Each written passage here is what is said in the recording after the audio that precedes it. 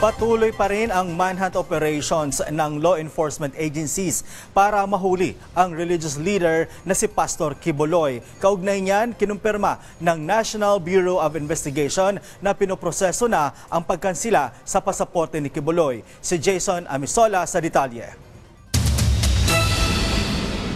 Mahigit 1.5 buwan na ang nagdaan matapos ipinalabas ang arrest warrant kontra kay church leader Pastor Apollo Quiboloy. Ito ay kaugnay sa mga kasong child abuse at sexual abuse sa Davao City RTC at qualified human trafficking sa Pasig City RTC. Pero ni anino sa pastor, hindi pa rin nakikita. Ayon sa Davao City Police Office, negatibo pa rin sila bilang ground command sa paghahanap sa pastor. Ito ang tracker team sir sa police station o niya lahi po na nga ito ang tracker team sa may Kalinan Police Station na gihapon sir na nag-continue paghapon sila og kanang pagpangita sa possible na location ni Pastor Quiboloy sa ilang area of responsibility.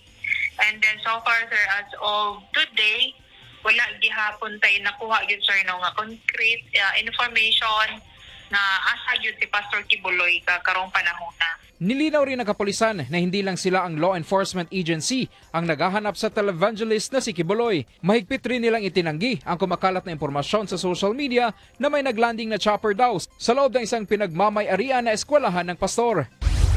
Habang kinumpirma ng National Bureau of Investigation Regional 11 na pinoproseso na ang pagkansila sa pasaporte ni Quiboloy.